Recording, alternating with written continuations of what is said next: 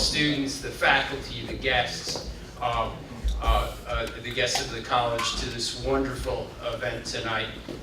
All of us are delighted with the efforts of our Bahamian students to showcase the culture of the Bahamas and to celebrate the 5th anniversary of the Bahamian Pride Day dinner. So congratulations to all the students, and thanks everybody so much for what you're doing.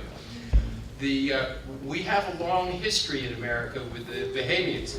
As I'm sure everybody knows, Alexander Hamilton was born in the Bahamas, and he came here and became one of the founders of the United States of America and had many important roles in the country. He graduated from a local college called King's College, and has since changed its name to Columbia University.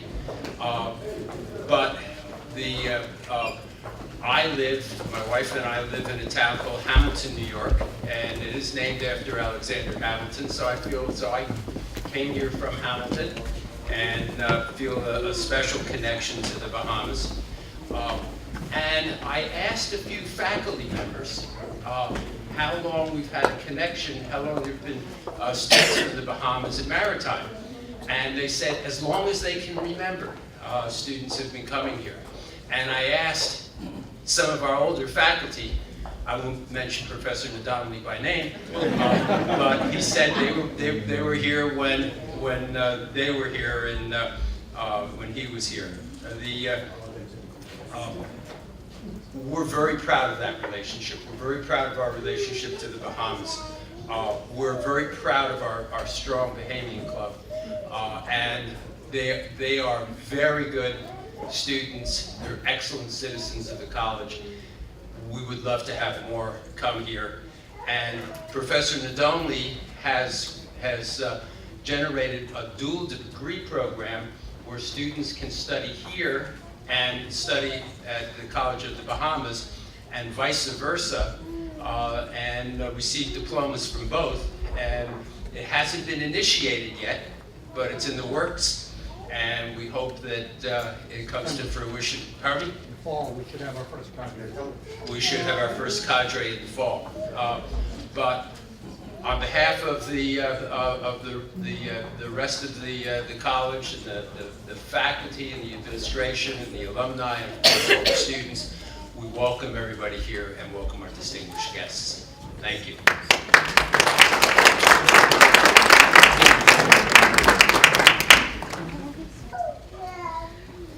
Start with a little moment of silence in memory of Linton, who was lost to us, but who is in a better place.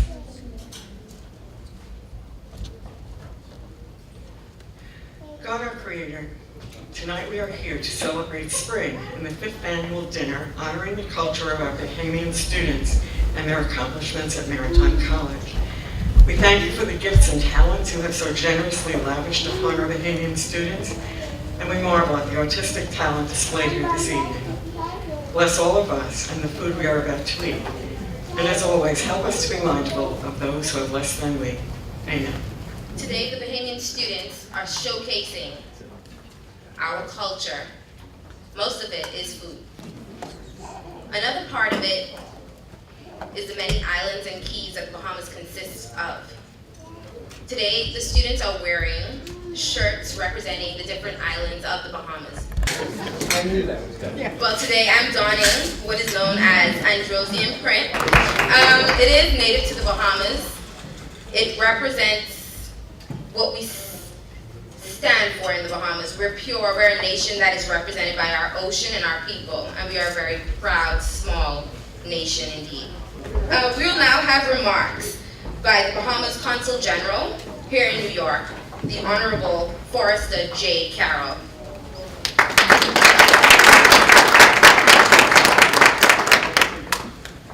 I'm going to tell you another secret.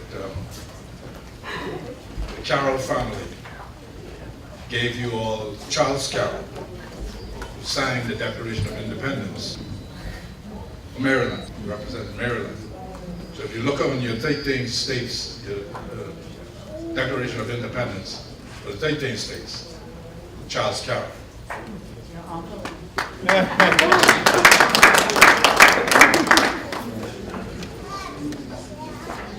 I'd like to pay our respects to the Right Honorable Prime Minister of the Commonwealth of the Bahamas, the Honorable Perry Gladstone Christie. Also, I wish, in his absence, to pay respects to the Honorable Foreign Minister, the Honorable Frederick Mitchell, and he sends his regrets.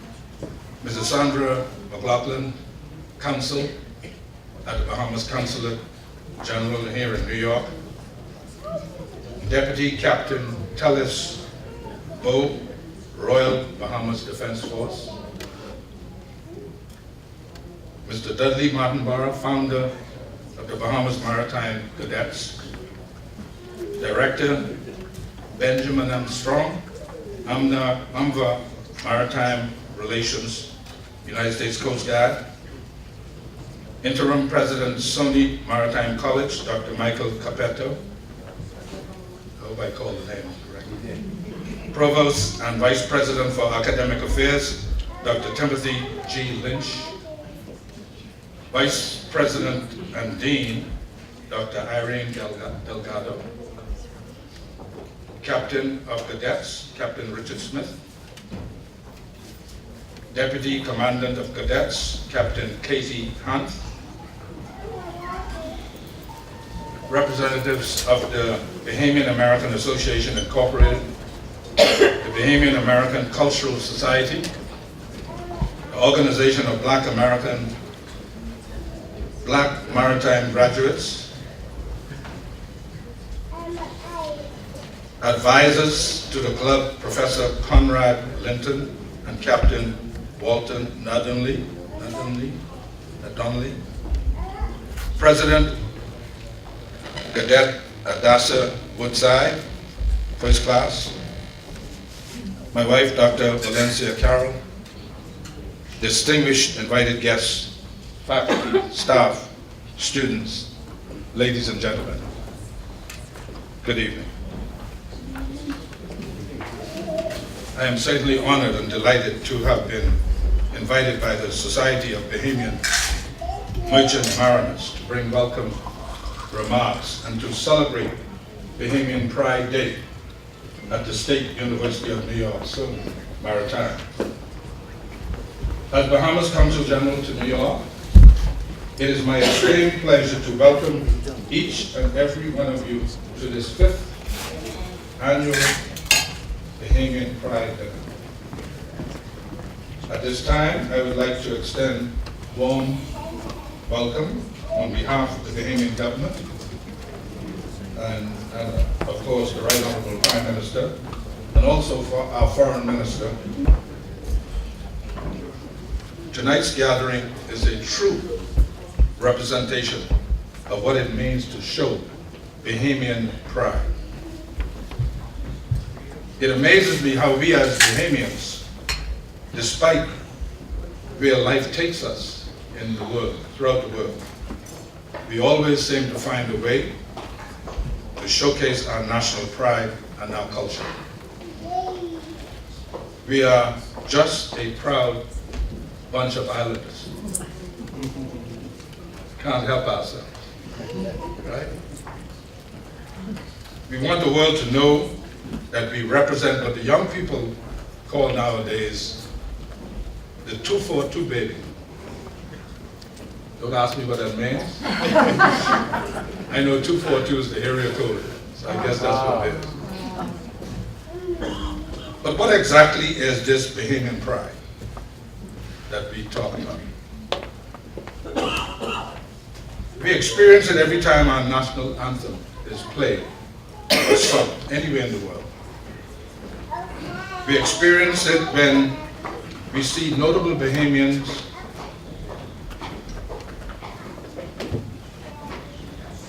actors such as Sidney Poitier on the big screen. We experience it when we shed tears of joy for our Bahamian sprinters our golden girls and our golden knights as they cross the finish line in first position in the Olympics. We experience our Bahamian pride whenever we see our Bahamian flag hoisted. We experience it when we hear the beat of the junkanoo. We experience it when we see the Royal Bahamas Police Force Band play at the halftime show at one of the Miami Heat games. Or we experience it when we talk about our Rhodes Scholars, all three of them. We experience it simply when we indulge in what we think are life's greatest pleasures, our Bahamian cuisine, peas and rice, baked macaroni, potato salad, grouper, cum fritters, cum salad, while washing it all down with a cold collect or sans beer, or a glass of gully wash, pipe or not. Now you have to find out from them what gully wash is, right? And you got to find out what is spiked gully wash and what is not. It sounds like, yeah, you know. Yes, ladies and gentlemen, we may be a small, but we are a great nation which has just celebrated 40 years of independence from Great Britain last year. We have so very much to be proud of, for which we are very thankful. We have accomplished so very much in the short time we've been an independent nation.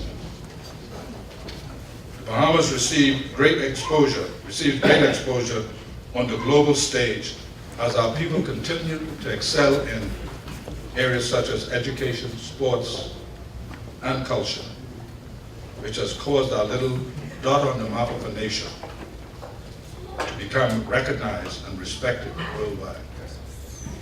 As I said, we are a country of about less than 400,000 in population, but we can boast of at least three Rhodes Scholars. As we assemble here tonight to celebrate Bahamian Pride Day, let us reflect on the abundance for which we all ought to feel grateful and thankful. Truly, this is a time for each of us to show national pride and to be proud of whom we are, both individually and collectively. I would like to admonish you, as our esteemed Foreign Affairs Minister did at the last Bahamian Pride dinner held in New York, I think it was last year, when he challenged you to remember that just as those who went before us sought to get that our future was assured by leaving a rich legacy of hope, you now, students, have that same responsibility. It does not mean that you have to return home. It means, however, that wherever you are, you must extend the hand backwards to lift up those who are struggling to get to where you are. That is the solemn pledge that you should adopt. Now, coincidentally, this Pride Day falls on the eve of the late Sir Lyndon Oscar Pinling's birthday, whose legacy defines what it means to be Bahamian. And although it cannot be easily described in a sentence or a phrase, his legacy is one for all generations of Bahamians to emulate. Sir Lyndon's legacy was about community. And those of you who don't know who Sir Lyndon is, he was the architect of the modern Bahamas and our former Prime Minister. As a matter of fact, he was the first Prime Minister in an independent Bahamas. As a matter of fact, he led the Bahamas to independence. He was a great man.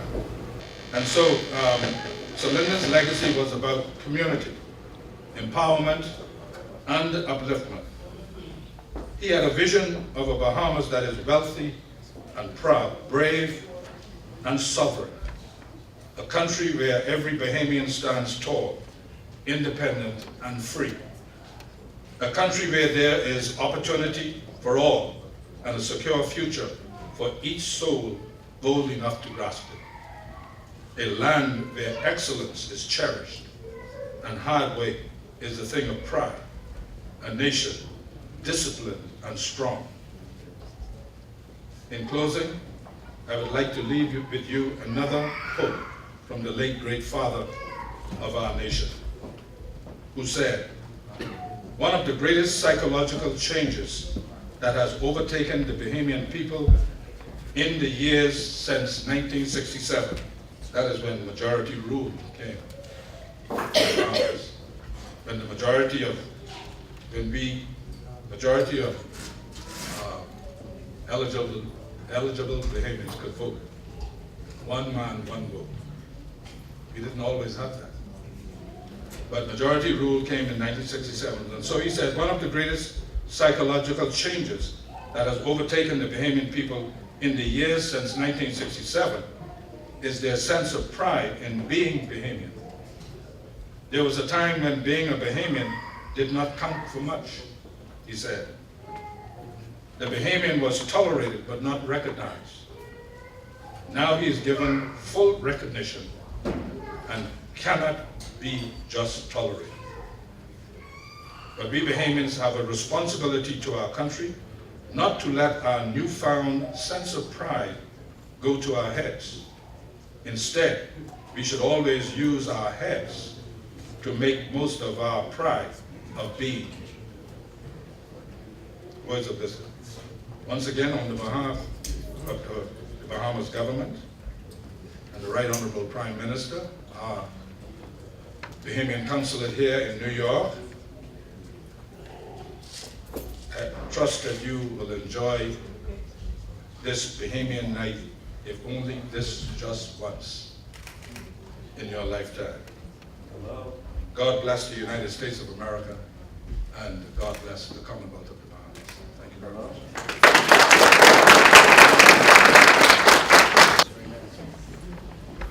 Thank you, Honorable Kyron, for that speech, for those remarks. The Commandant of Cadets, Captain Smith, to bring remarks. Well, good evening, everybody, and I'd like to welcome everybody here and thank Ms. Woodside and members of the Bahamian Club there for sponsoring this great event. To focus on another theme, and being that this is the 5th, annual Pride Day dinner, and being fortunate and, basically the recipient of a lot of great Bahamian hospitality by alums and by a lot of great people from both Freeport and Nassau when the training ship pulled in there during my time here.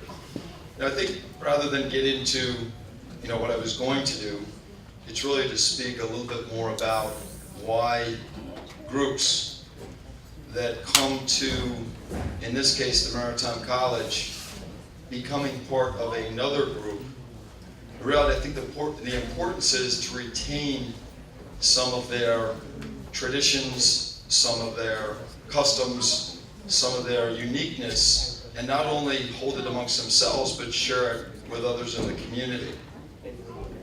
I will not forget the first time we went to Nassau, and I will not forget someone I hadn't seen since my graduation, and that was a great classmate of mine, Captain Eugene Monroe, who's now a pilot there. And I will not forget how proud he was when the ship pulled in, not only bringing the ship in, but to show those on the ship, the cadets, the officers, the staff, some of that great Bahamian hospitality. I'll never forget Clayton Curtis, I think, if I'm not mistaken, our first Bahamian graduate from the Maritime College, how proud he was, and basically how unending his support was during that 4-day visit, during the Independence Day celebration. When we went to Freeport, it was now a couple years later, but I think they tried to outdo their folks in Nassau. And in Freeport, not only did they send a whole regalia of alums to the ship to bring the ship in, when the ship pulled into the dock, they offered the opportunities for cadets to ride with pilots, to bring ships into the dock.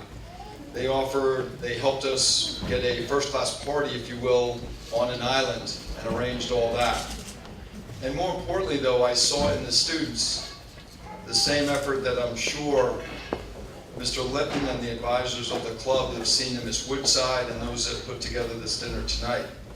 They pulled together and they made an event to share the experience with their fellow students at the Maritime College. We all have come with different backgrounds to share experiences as part of the community of our new home, the Maritime College. So tonight I would like to, say that this subgroup, like most, has become a very integral element of our college community. I think the experiences shared are special and unique. I can honestly tell you, whether it be Clayton Curtis, who I got to know personally, whether it be Eugene Monroe, whether it be Sydney Munnings, one of our females who rose to one of our highest positions of responsibility, or whether it be the young man I worked with very closely, Philip Thomas. But they have become a very special part of this community. And I think that's what makes this community great. It's all the subsets which together form a greater entity, the Maritime College community. A lot of our students have learned the proud history of the Maritime College. And that's what it is all about, sharing traditions, not forgetting these proud traditions, and retaining that culture as part of us. So to the Bahamian Society, I thank you so much. You are special folks here, and I wish you all the best and a great evening tonight. Thank you.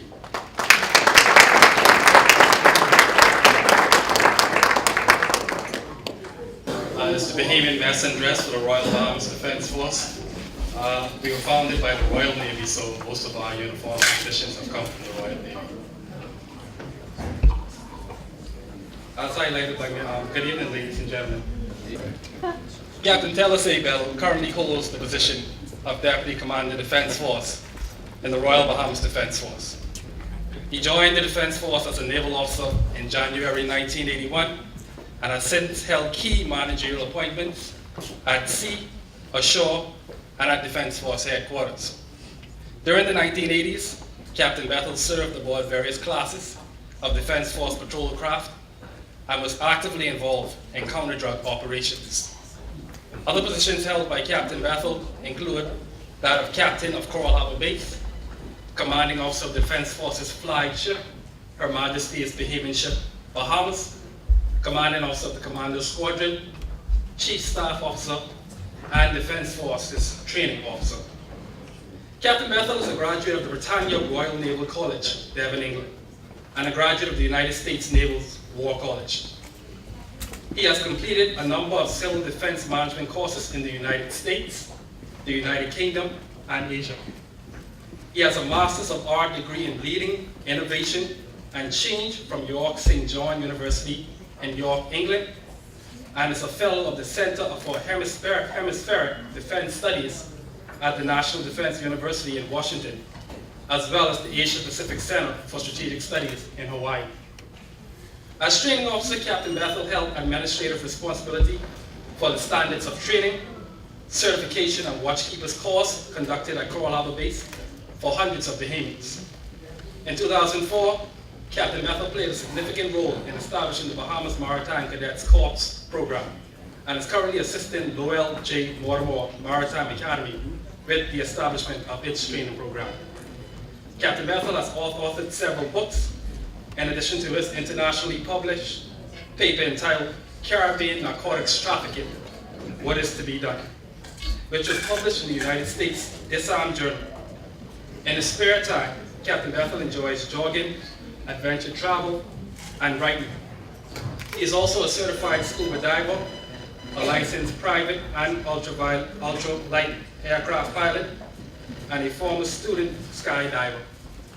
Captain Bethel and his wife Terry have 2 sons and live in Nassau. As Sergeant of Arms of the club, I was faced with a task, and that task was how to wrap up my boss if he starts to talk too long. And so I spent the night trying to figure out how am I going to do this. And I came up with an idea. I deputized Raymond Bowe so he could have the dirty time.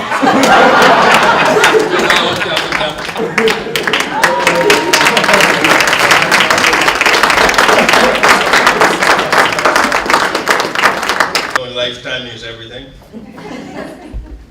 I came here bearing gifts for Dominique Rigby with respect to promotions. They say if you stay quiet long enough, you'll eventually know what's on the hearts and minds of the people you intend to bless. I want to thank you, Dominique, for your transparency and your honesty. I certainly would like to add my welcome to the very, very warm greeting of the Bahamas Consul General, Mr. Professor Kyron. I really appreciate meeting you on this side of the world. Okay. And there was an announcement in the bio by Dominique Rigby about writing. This is a published article in the ISM Journal. I'd like to present to you, sir, something that was printed by the ISM Journal, International Security Systems Management. Thank you very much.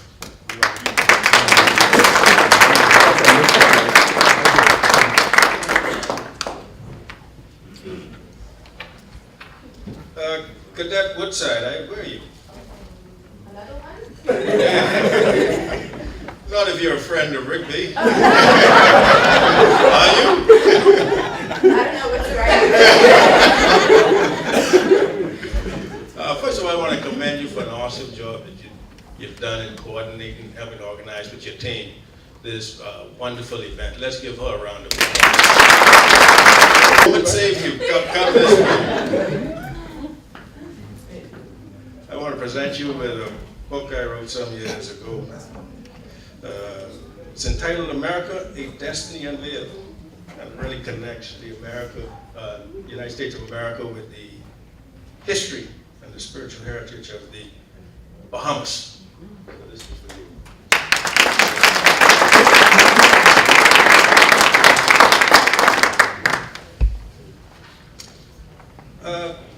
Tonight, I came all the way here in the colder climates of North America, from the warm, sunny, beautiful Bahamaland. And I didn't want to come in vain because I realized that our young, upcoming mariners, they play a leading role in our country. And I want to really leave with them some thoughts that would help them chart a course for their future. So some aspects of my sharing this evening is directed at them, but if you are the young at heart, you might be able to appreciate some of this as well. Any young at heart, not so young persons here? Is it? Great, it's good to know.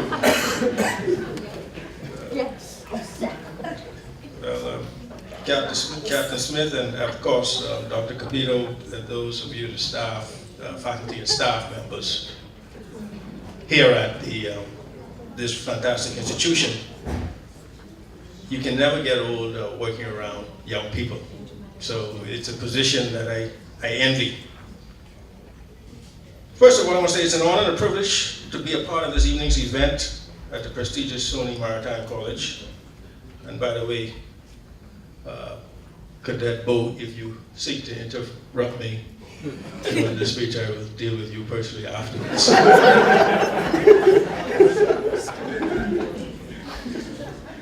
Coming from a military background.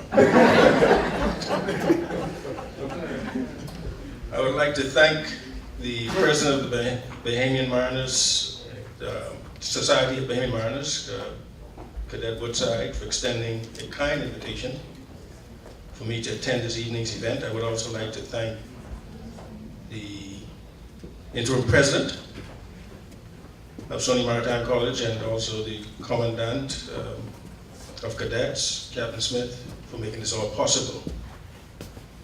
Of course, we're quite aware of this move was orchestrated none other by Sub-Lieutenant Rigby as an opportunity to come front and center in preparation for promotion. So they organized the whole event. But with him having fully revealed his lack of respect, he can proceed to the rear. It shall not work. I'd also like to convey Commodore Bowe's sincerest regret in being unable to attend this evening's event due to prior commitments. Some of you may be aware that the Bahamas government has embarked on a $230 million patrol craft acquisition and base development program for the Royal Bahamas Defense Force, which will be carried out by Dutch companies, Damen Shipbuilders and Van Oort Dredging Company in the Netherlands. For many years now, the Bahamas' national safety and security has been challenged by such threats as narcotics trafficking, human smuggling, marine poaching by foreign fishermen, and small arms trafficking. Many of these threats originate or take place in waters throughout the Bahamas. The Defense Force's capacity to adequately address these threats is compounded by an aging fleet and limited assets. Consequently, it is the Defense Force's aim to decentralize its operations with establishments of bases and subsequent placement of patrol craft at strategic locations throughout the Bahamas. The construction of the first 9 patrol craft is scheduled to completion next month, and Commodore Bowe is making preparations for this important milestone. I believe I speak for all in this room when I say how proud we are of SUNY Maritime cadets, and in particular the cadets from the Bahamas. At this time, I'd like you for the cadets here standing. Those who have not stand, please stand this time. Let me just officially recognize and honor you. Let's give them a round of applause.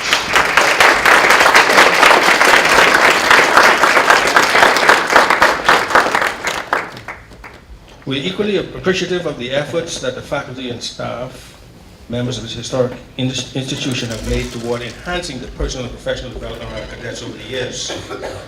I was made to understand that former cadet Clayton Curtis was the first Bahamian to graduate from SUNY Maritime College in the 70s. Since that time, a number of Bahamians have graduated from this institution, which has left an indelible mark on the national fabric of the Bahamas' maritime industry.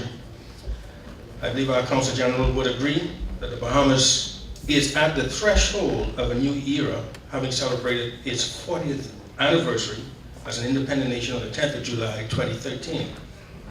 It is highly likely that by the time the Bahamas celebrates its next 40 years of independence, all of the founding fathers and mothers of our nation would have passed on. This year, therefore, places the Bahamas on the threshold of a new era that will require a new generation of Bahamians to prepare for and to assume helm of leadership in all areas of Bahamian society with the intent of charting a course toward fulfilling the hopes, dreams, and aspirations of the founding generation for a better life and a better world. We all would agree that the sea is the last frontier on planet Earth. Over 70% of the Earth's surface is covered by ocean. Most of life's sustenance comes directly from the sea, the air we breathe, the food we eat, and the water we drink. Is that coming from me? I know I carry a lot of power. I don't have my cell phone on me, and that's, really impressive. The static I'm hearing in the system. Okay. According to the International Maritime Organization, some 90% of the world's trade is carried out by sea. We should also note that approximately 90% of the Bahamas is comprised of sea, which forms the strategic maritime transit zone for much of the world's goods in the Western Hemisphere. I might add that the Bahamas is the world's 5th largest ship registry. As we can see, and no pun intended, the sea is perhaps the most valuable and lucrative commodity on planet Earth. Consequently, any career that is directly related to the maritime world is the way of the future. Commodore Rolle, who was scheduled to be here, in an interview some time ago, described the maritime industry as the third pillar of the Bahamian economy. He further went on to advocate that this industry should become the leading contributor to the economic growth and development of the Bahamian economy, which is quite possible through the efforts of a new generation. That you, cadets. Traditionally, Bahamians have not taken advantage of the opportunities to become masters or chief engineers of merchant vessels, or to become port and marine transportation managers, owners of ship and logistics companies, ship designers or builders, and much more. So we applaud the Bahamian cadets at SUNY Maritime College for selecting such a vital and forward-thinking field of endeavor. Certainly you're on the cutting edge. Your decision has placed you on the leading edge of national development at this critical juncture in Bahamian history. There was an ad I saw just a few days ago in Manhattan. This ad asks a simple but powerful question. The message read, "What could one person do?" Under these words was a picture of former South African President Mr. Nelson Mandela, and under his picture was the word inspiration, followed by the words, "Pass it on." This evening I would like to inspire members of the Society of Bahamian Mariners, in particular and those attending this evening's event, to become agents of change. To do so, I will provide you with simple but effective formula that can encourage a younger generation to become agents of change overnight. If applied, it is hoped that this formula would result in long-term sustainable success for the good of all, regardless of one's profession. Consequently, it is a formula for the young and the young at heart. Over the years, I've had the opportunity to see talented, hard-working, dedicated people excel in life during their younger years, only to fail in the end as a result of mistakes that have oftentimes been made by others in the past. What I'm about to share with you is therefore designed to enable you to think beyond the box, rather than think outside of the box. Those of us who have been around a little longer than others have probably come to realize that in many instances, the idea of thinking outside the box has only placed us in a bigger box, where a different approach for new solutions in life have led us back to the same old problems. Hence the saying, the more things have changed, the more they remain the same. Do you agree? What I'm about to share with you is also intended to help our future mariners log their journey through life in a new and exciting way. The word log is used as an acronym, which stands for leading out loud, overcoming the odds, and gaining good ground. Now, I must add at this juncture, normally I charge $120 an hour for the advice. Rigby will pay the bill.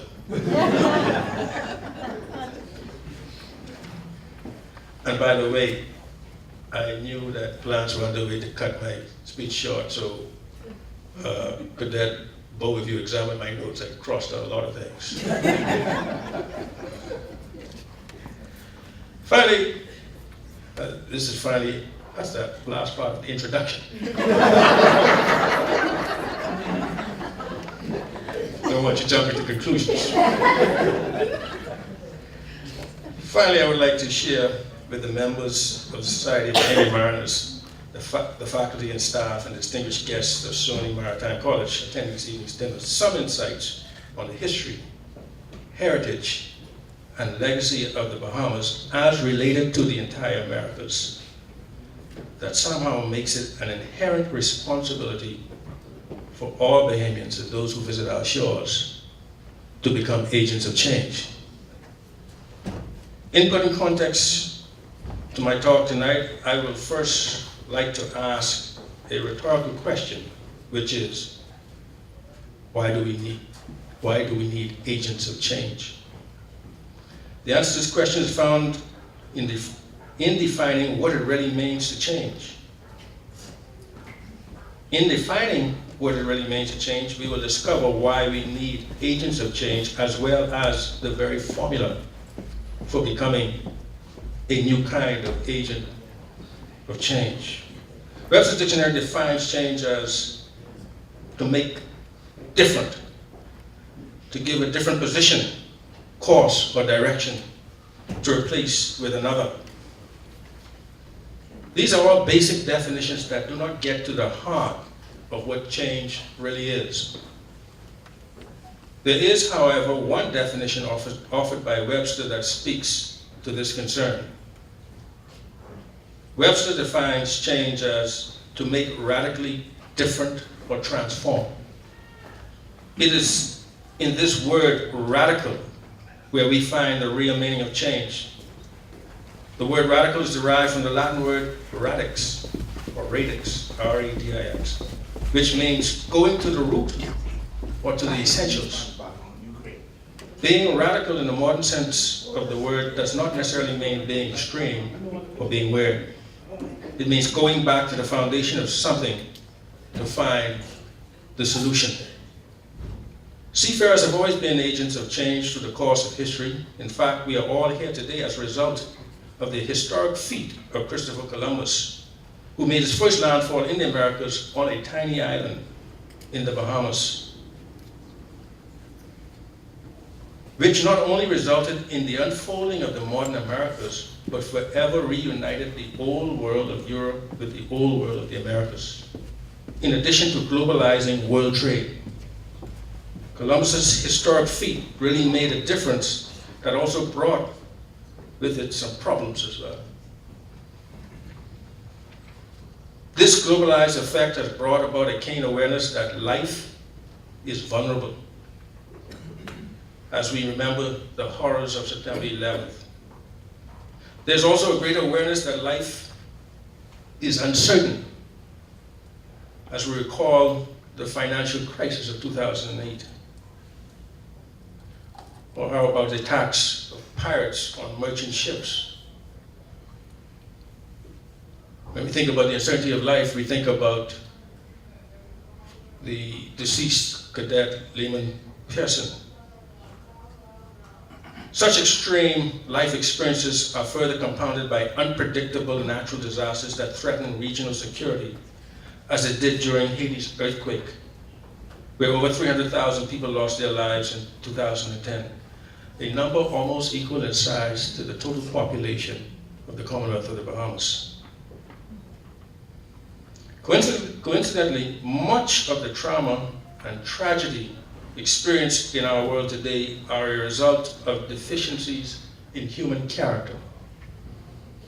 Interestingly, the book Masters of Deception, The Worldwide Color Crime and Ways to Protect Yourself, written by Louis R. Mizell Jr.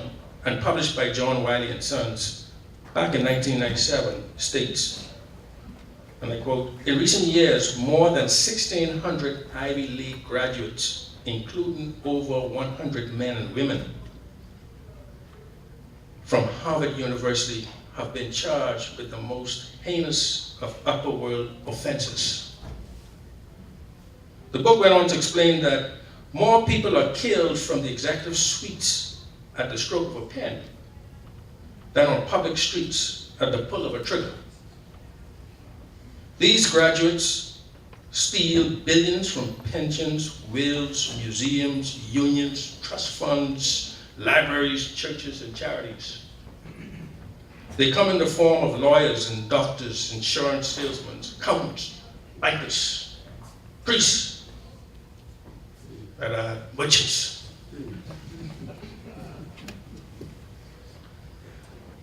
And I hope it's not shipping merchants. This ironic situation does, however, create a rare opportunity for a new generation to make the world a better place regardless of their chosen field of endeavor. What is therefore needed more than ever before is a generation of game changers. who understand what it really means to change, the importance of change, and how to make change happen in a simplistic way. Consequently, it is a deeper dimension of change that I want to share on tonight, one that not only brings about success, but one that is also sustainable and that works for the common good.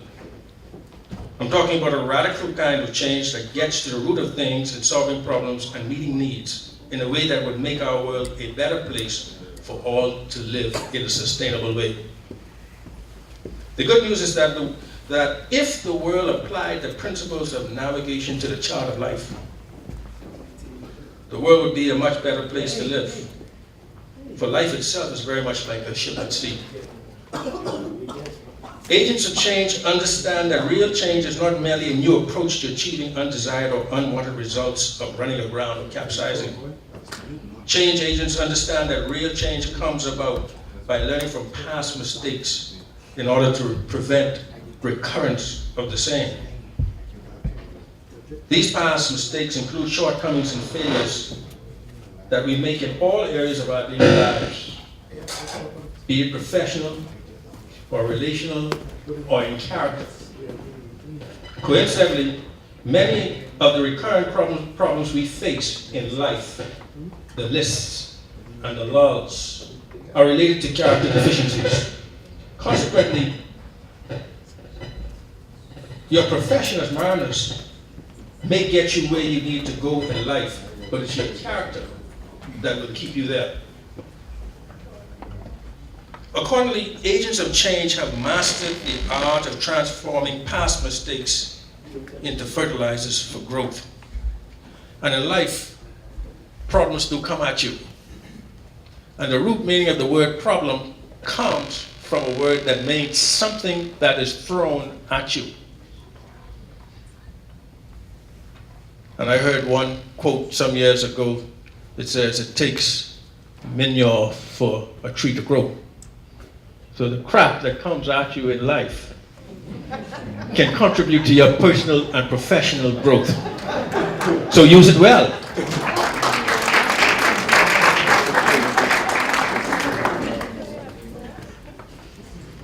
Secondly, agents of change build on the positive successes made by others. They let go of the monkeys in their lives. There's a unique way to catch a monkey.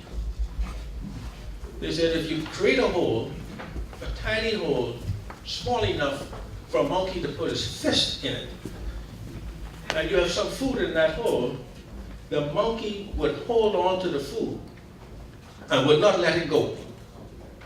And when the hunter comes, because the monkey is so much into the food, it holds its hands tight and it can't get its fist out of the hole.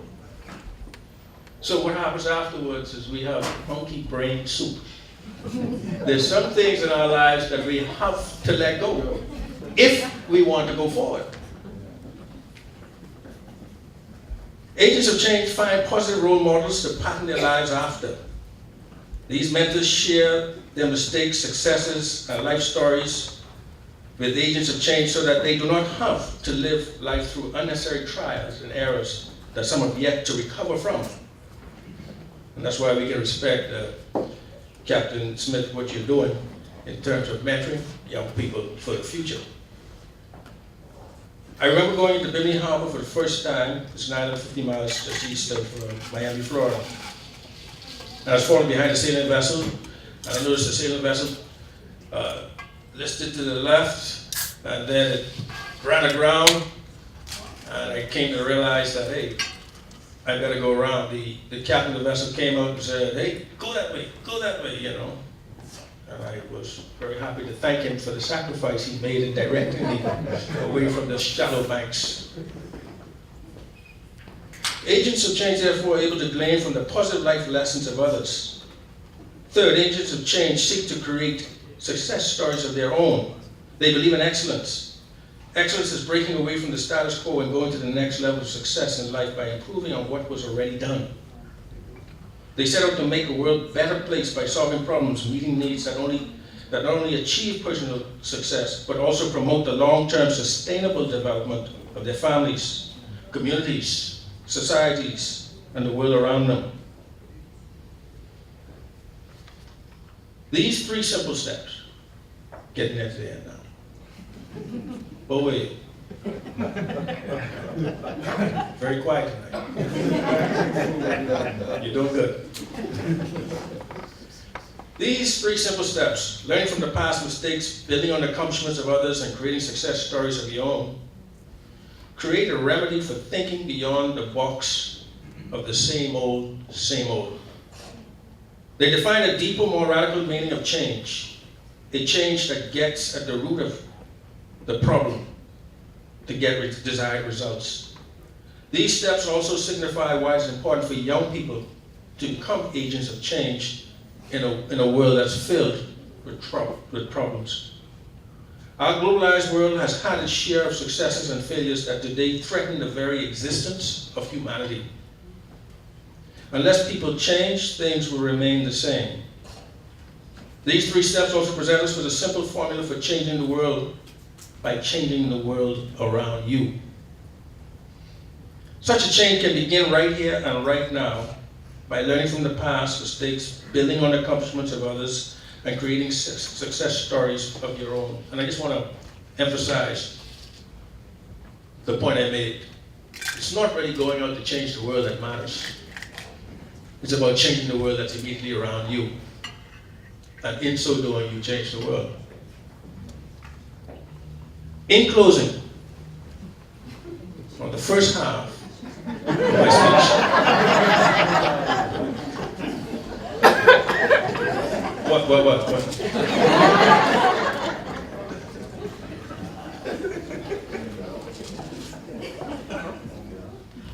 I want to say why the history, heritage, and legacy of the Bahamas speak to Bahamians becoming agents of change. As the Honorable Carol had mentioned earlier, the Bahamas has certainly made its impact.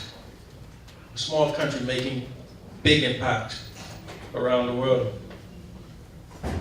For centuries, the world has converged on the shores of the Bahamas.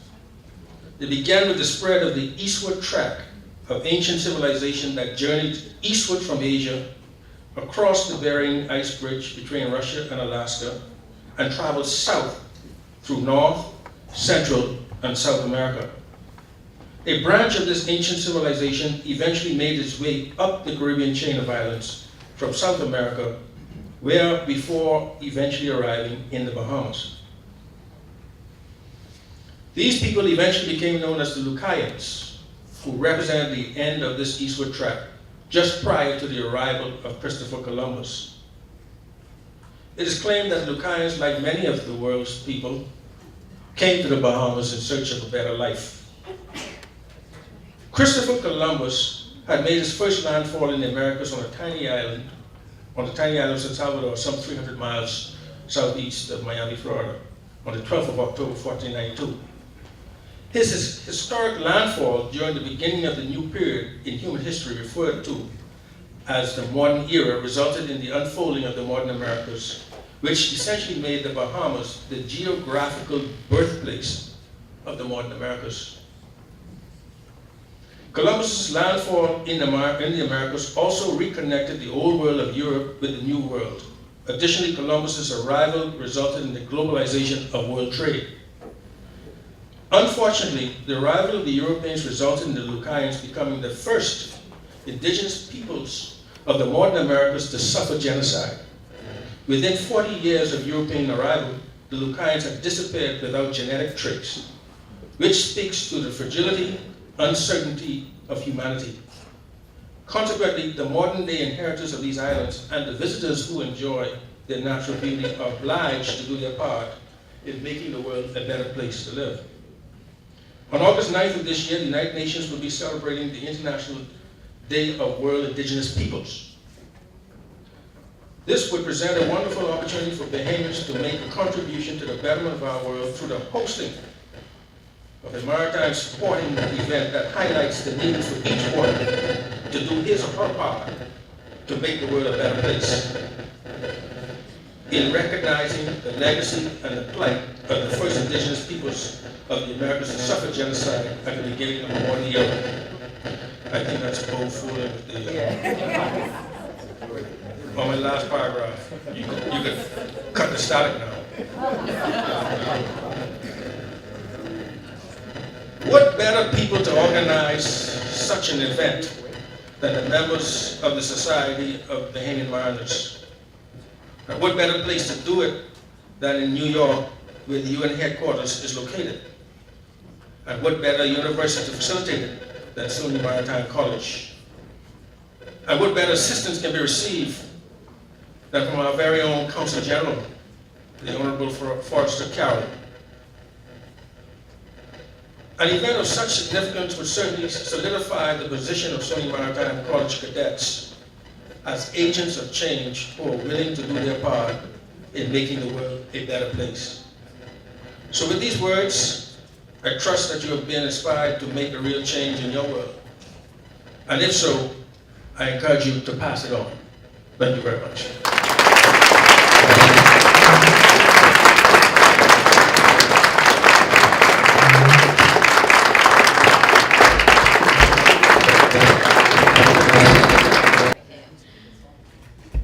To our very humorous guest speaker, it was indeed an honor to have you here. Thank you for coming.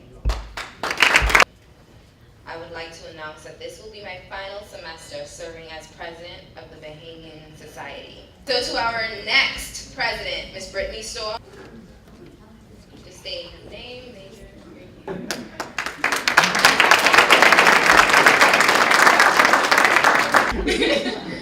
And we all think that you are up to the task, and we hope and we know that you will do a spectacular job in taking this club further under the tutelage of Professor Dominique.